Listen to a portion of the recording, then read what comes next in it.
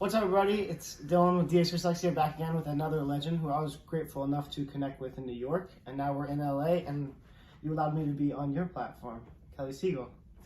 Well, first of all, a legend is aggressive, but I hear you loud and clear, and I love how you persevere and get things done no matter what. That's like the definition of being harder than life, which is my brand. So here we are in our hotel suite, making sure we get this thing done. So I'm honored to be here. I love supporting you and everybody in any way I can. I appreciate you, and I receive all of that.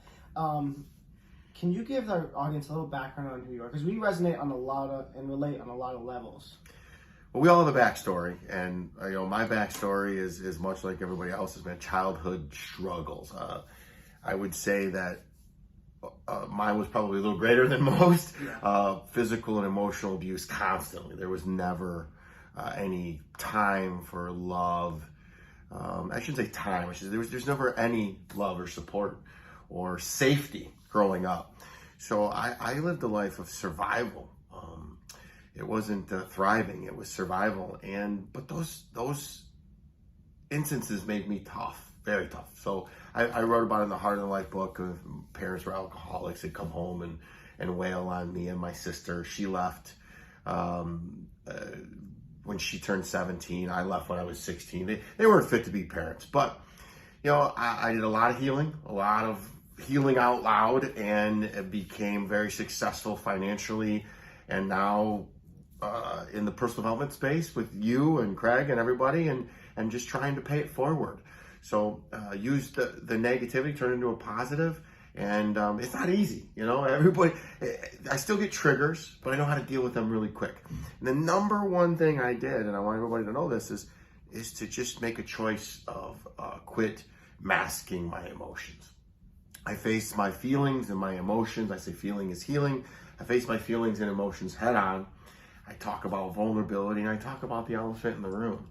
You saw me last night work in the room talking to people about limiting beliefs and, not sugarcoating it. I think I'm able to do that a lot because I come from compassion. I've been there and done that. I've been a bull in a china shop. So just being harder than life and doing things that most people think are hard, it's actually pretty easy once you get on the positivity train.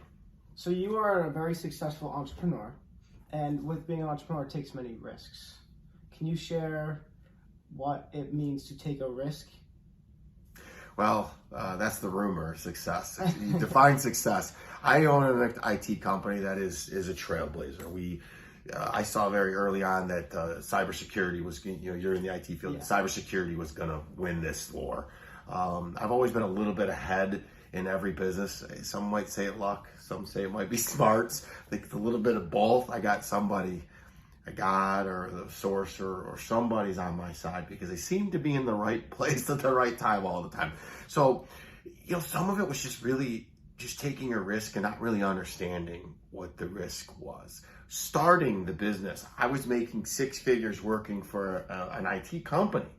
Successful. I was married. Life was good. Yeah. And I just said, there's got to be something more. And it was just dumb. Like I was on a golf course with a guy playing golf, and his phone just would not stop ringing. And I said, what do you do? And he says, I'm a consultant. You represent one company, I represent them all. And I said, how much do you make? He tells me. And I said, if you make that, I can make triple. And I was right. So I started off to make a dent, and I am digging a hole and filling it back up. So really just become fun. And through the pandemic, we faced a lot of adversity, and we implemented some systems and some people in the process, and God gave me more gifts than people, and gave me gifts into healing myself to become a better leader, a better teammate, a better person, a better father, and all those things run together. There is no work-life balance. It is just life balance. Yeah. And a lot of people think being successful in business, you're going to be successful at home. It's the other way.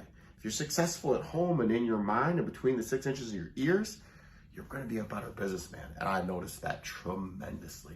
Don't get rattled.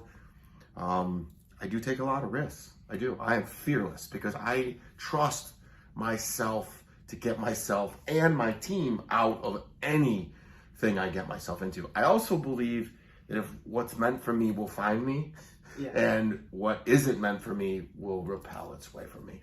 That's a hard thing because I like to win. And every once in a while, God knows that someone or something or some client is not for you. So he separates you. And you're like, wait, what happened here? Yeah. So you got to just kind of let things. I'm a big proponent of choose people and choose companies that choose you. And they have to be in alignment with your core values, or otherwise known as standards. Yeah. So you see how these things work between our personal life and our business life. There's no difference. I hold my work to a high standard. I hold myself to a high standard. There's no deviation there, Dylan. I love that. I'm just absorbing all of that. Oh man, I can tell you what, you're a young man, and I love the journey and the process that you're on, and how eager you are to be a sponge and learn this at such a young age. When I was 22, yeah, I hadn't started my company yet. I was thinking about it, and I was drinking and partying and making six figures and thought I had it all figured out and was living the dream. And it was nothing. It was nothing. So the advice I would give you is, and you're smart because you do this, is latch on to mentors that are doing what you want to do and steal every freaking ounce of energy that you can from them in what they're doing well. Listen, I'm good at certain things and I'm terrible at other things. Take the message and leave the mess. Yeah. I receive all that and I appreciate it because I was on my very first Wall Street trip and I was in this house with the CEO of our firm. I said, what would you tell your 20-year-old self? And he goes, I tell him to listen. I say God gave you 2 ears and 1 mouth for a reason. Yeah. And that is fantastic advice. To this day, I'm 47 years old and I have a hard time listening. I still tend to cut people off because I get excited. Yeah. But it's not, I want to listen more. That's what I'm working on actively right now. Yeah. So that is great advice. When I was 19, 20, I was like, all right, where's the rest of the information? He's like, that's it. Listen. And I was like, what? Where's the rest?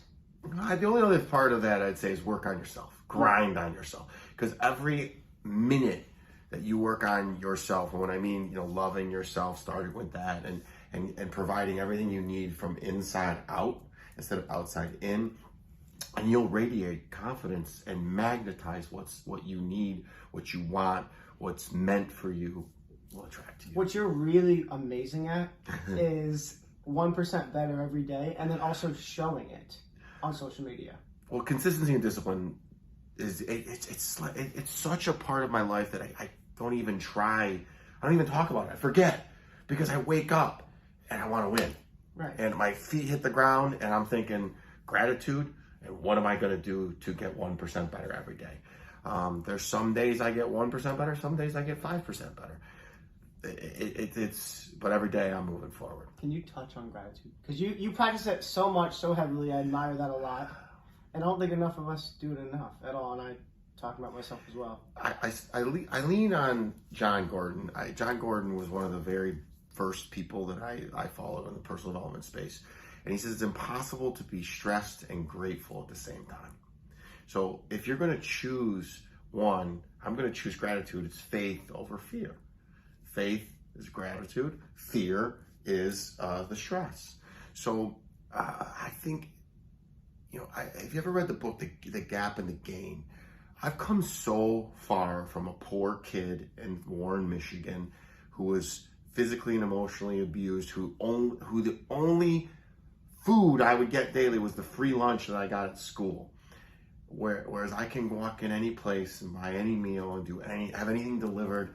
So I am grateful for that. I get to fly over here first class to LA in a beautiful suite to support my friend and with his book launch and see you and pay it forward. I don't take that lightly.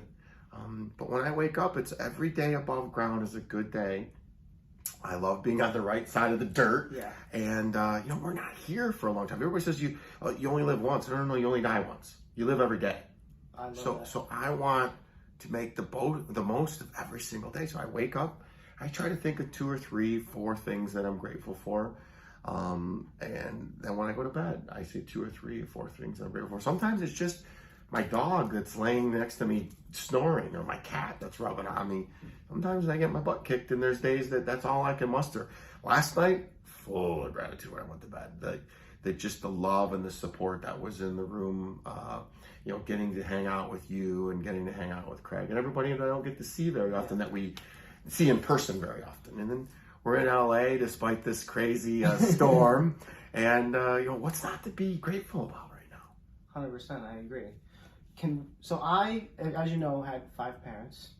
So I was 14.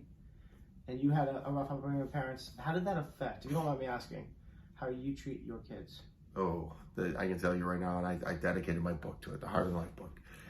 The cycle of abuse stopped with me. Boom, just like that. My daughter is spoiled. She's loved.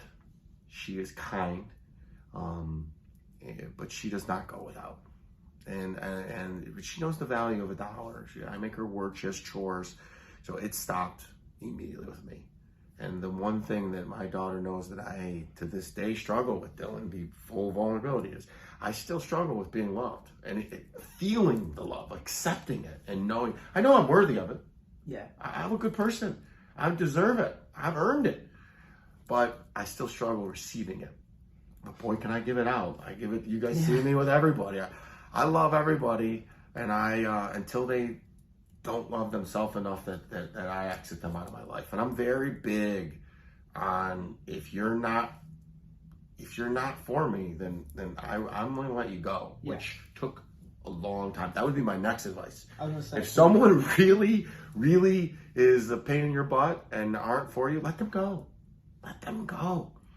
There is a time and a place, and if they figure it out, they'll find their way back to you. If not, you don't need that negative. Use John Gordon's thing. That's an energy vampire. Fill your day and your surroundings with people that fill you up. I have allowed access to me to too many people that have sucked the life out of me. How can you burn? Jim talked about it yesterday. How can you figure out? All right, this is a ship I'm burning. Well, that's a popular phrase, and I'm sure that you read the book, and that was a chapter in Craig's book, The Reinvention Formula. It's really burn the boats. And when you burn the boats, is you don't have a plan B. And so the analogy that I took that was, go all in. So did I answer your question? I think it was more to the question. And how do you decide somebody is no longer in alignment? That's a good idea. That's a different question. So burn the boats is there's no plan B. You go all in. Right. But how do I decide? I have a feeling through my whole body. I either walk away feeling better about myself, or I walk away feeling drained. If I walk away feeling drained, and it happens, I'll give everybody one or two chances. But if it happens every single time, it's not someone for me. And I don't have a conversation with them. I just, the text messages get returned slower. The phone calls get returned slower. And I have no problem. No is a complete answer for me. Right. A complete sentence for me. I have no problem. I'll not be a part of that. And some of my dear friends know me well enough that I'm like, I will not, no thank you. No thank you. I will not be a part of that. If it's going to be something that's booze infested, where everybody's going to go and be miserable and be misery and talk about people, I want to do big things. Yeah. I want to impact the world. I don't want to sit here and talk about, did you see what so-and-so was wearing? Did you see what this, so-and-so said this? I don't care about the drama. As a matter of fact, you'll also, if you ever want to know if somebody's talking about somebody and I'm in the group and I walk away, that's a pretty good sense that it's not a very meaningful conversation. And I don't mean to be like, I'm not saying I'm better than anybody. I go where I'm celebrated, not where I'm tolerated. And if I don't have complete alignment, I walk away. That took a lot of work, my friend. I'm working on that now. Because I've been in situations where I just rolled with the punches because it was quote unquote easier. But it's not easier for me in the long run because I feel like crap. And I don't want to feel like crap. Because if I feel good, I do good, and everybody's good. So, and I have 25 employees that rely on me. I have a daughter that relies on me. I have a group of CLS family members that rely on me to bring my A game. So it's my job to protect my energy.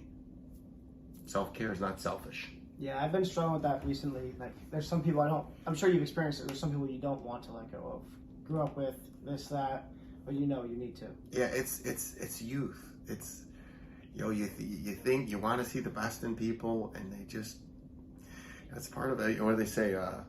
Good judgment comes from wisdom, and wisdom comes from making a lot of bad decisions. So you'll get there. Be patient with yourself. So when I think of Harder Life, I obviously think of you, but I also admire how you have your walks every morning. You give your content's amazing. Thank you. And I've talked to people and I watch your content, and you're just solely your stories, not even your posts, of your walks, your drives, your cigars. That's inspiring in itself. And then also the post on top. So I wanted to remind you, you may have, say, for example, Jake Paul has 23 million followers.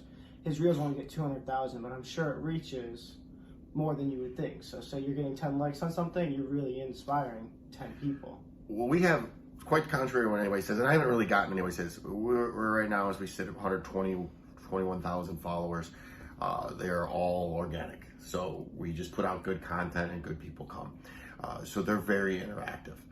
It is a good, solid following, and the goal here is to raise that as much as can, so we can start doing calls to action and create motion for charity. So that's what all this is for. The whole Harder Life brand is for charity. Once it pays for itself, we're going to take every dollar and donate it to a couple children's charities and an addiction charity. So what we're trying to do is just be consistent, be disciplined, and everything is inspiring to me. Everything. Before you got here, I was reading a book from my next podcast guest who's coming on next Monday, and I was reading his book, and first chapter I had 4 freaking notes from what he wrote. So I get inspiration from everywhere if you allow it. The one thing I got last night, and I used it on my post this morning, was what makes you angry, because that is a magnetized for what you still need to work on. So whatever's making you angry is some unresolved wound in you. So I'm a mag. I want to learn. I'm a learn it all. Yeah. So I learn from you. I learn from everybody and anybody. And it's amazing that if your antenna is up and available, what it will tune into frequency wise. Love that. So I'm getting the best compliment to me is people telling me that it's gotten better, my content's gotten better, and that they can't stop watching it. I get that a lot, and it's blowing up. TikTok users are blowing up, which I don't understand any of this stuff, man. I just say the true and authentic me, and that's what I tell everybody. You want to know who I am? Tune into the Harder Life podcast, read the Harder Life book, watch the content. That's me. I'm not doing this for anything other than charity. I'm not trying to be cool. I don't want to be Jake Paul. I'm not. If this goes to multi-millions of dollars, I'm not trying to buy another jet, another house. I don't need any of that stuff. I have everything I need right here. I love that. Our slogan here is defying all odds. What does defying all odds mean to Kelly Siegel? It's synonymous to Harder Than Life. Defying all odds, in many respects, is just making the impossible possible. And I always say impossible only describes a degree of difficulty. And really, truthfully, even Harder Than Life, defying all odds, once you get on that positive momentum train, we talked about this before we hit record, it becomes easy.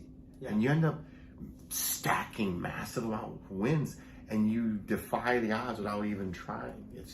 It becomes easy. I think my next book's going to be easier than life, because I've got on such a roll of positivity, a positive momentum train that just, I have bad days. Life is a roller coaster. It's the people that are stuck on that merry-go-round that puke. It's the roller coaster. You're going to hit your valleys, and you're going to go up, and then you're going to come back down. And you got it's when you get up top, you got to look over and you see how beautiful everything is, and then enjoy that ride down. And then when you're on the bottom, you go, oh, you know that right after that bottom, it's coming another up, and that's the best part. And I'm working on sitting back and going, as the roller coaster is going up, click, click, click, and you're getting scared because you're going to come to the top, and it's good. That's what makes life livable and winning and exciting, and that's who you become, and defying all the odds and becoming resilient. So that's what we're trying to do. We're trying to build the resiliency muscle in ourselves and the trust in ourselves to be able to overcome anything, to be harder than life, defying all the odds, because I got a newsflash. Adversity just left, it's here, or it's coming. So you're going to have to face it. Even if you have all the money in the world and all the health and all everything, you got that brain. That brain is it's a magical lie, the things that it tells you. That ego is a mother scratcher. So keep working on yourself, man. It's fun. It is. I appreciate you sitting down so much. You're a jug. You're respected. You're loved from here for sure. Yeah, I got to tell you a funny story about that. Let's deviate for just 2 seconds. So I'm a pervert at heart. I am. I love it. So every time we say jug, I think of boobs. So, and then a synonymous word for boobs is dork. So I think we got to think of a new word. How about passionate or positive or just influential? That's all we're trying to do here is trying to make our limited time here on Earth impactful. So let's try to we'll think of something, but I'm going to change that. Juggernaut's not it anymore. Yeah, I love it. Thank you for having me. I love how we just persevered, and I want to tell everybody, head over to the heartofthelife.com website and you can get all the content. Please follow us on YouTube. Yes. I'm trying to grow the YouTube channel. I just realized I don't have very many followers on there because I forget to tell people about it. It's Harder Than Life, Kelly Siegel, and YouTube. And we need all the support we can get. We're woefully behind on our goals this year for finances to charity, but I'm a closer. We're going to close it strong. Let me ask you a quick question. Yeah. What's next for you? Book comes out in January. We have a speaking engagement September 30th. Speaking engagement right after that. One in January before the book launch in Illinois. And then we're going to do a press tour for the book to get best-selling. The book launch is in Illinois? No, it's going to be in New York City. Oh, okay. So I'll be there for that. What's the name of the book? Can you release it yet? It's Defying All Odds with Dylan Smith. You heard it here first. So you heard it here first. Defying All Odds. I'm proud of you, man. I love you. Good to see you. No, I'm very grateful. I know that I grabbed actually a lot of wisdom from this, which isn't surprising. Sitting next to you, I always grab so much wisdom and grow and learn next to you. I'm sure everybody here is going to do just what I did, sitting next to amazing people like you, Kelly. Well, I appreciate that. And remember, I'm just a little further ahead. I got 20 years on you. Well, 25 years on you. Even though those social media users tell me I look 57, I'm only 47. So, I want to say something. I wish that I had access to someone like me where I am when I was your age. I probably would have listened. I was stubborn and hard-headed, but if somebody said, if you do this, be consistent, be disciplined, work on your mind, work on your body, and you will be successful. And when I don't mean successful financially, I mean successful in alignment with who you want to be and who you are. That's what success is to me. Who you want to be and who you are exactly the same people. That could be a father. That could be a family member. A family man. It could be successful. It could be, money. It could be philanthropic. Whatever that is for you. Everybody's different. That's what's beautiful about this world. So, you got access to me all the time, anytime. And anytime you text me, I usually write right back with you. And I also love how much you do physical fitness. You're usually on our things, walking on a treadmill. That's a lost thing, because if you build your body, you'll build your mind. Well, fun fact, that's how I started everything. I started during COVID. I started running every day and listening to podcasts and speeches. And I found this whole new vortex in my mind. It felt like it opened out my window, out my ear, and just, there's a whole new side of my brain I didn't even know I had. That's funny. I did this. That's what took me to the next level during COVID. I started listening to podcasts, and all the gyms were shut down, and I'm a big guy and I can't run, but I was running and I was doing calisthenics so I was quick to order a home gym really fast. Like the day the shutdown, I ordered everything, so I was able to get a home gym set up within about 2 to 3 weeks. I had a weighted vest and I ran our campus 8 laps every day, and our campus was 1.3 miles. Well, defying all odds and resiliency right there, man. I appreciate you. Congratulations. Thank you. Love you, brother. Catch him, we'll tag him. Awesome. I can't wait for your book to come out. Me either. You'll be at the book launch. Yes, sir. Speaking. Peace. You do.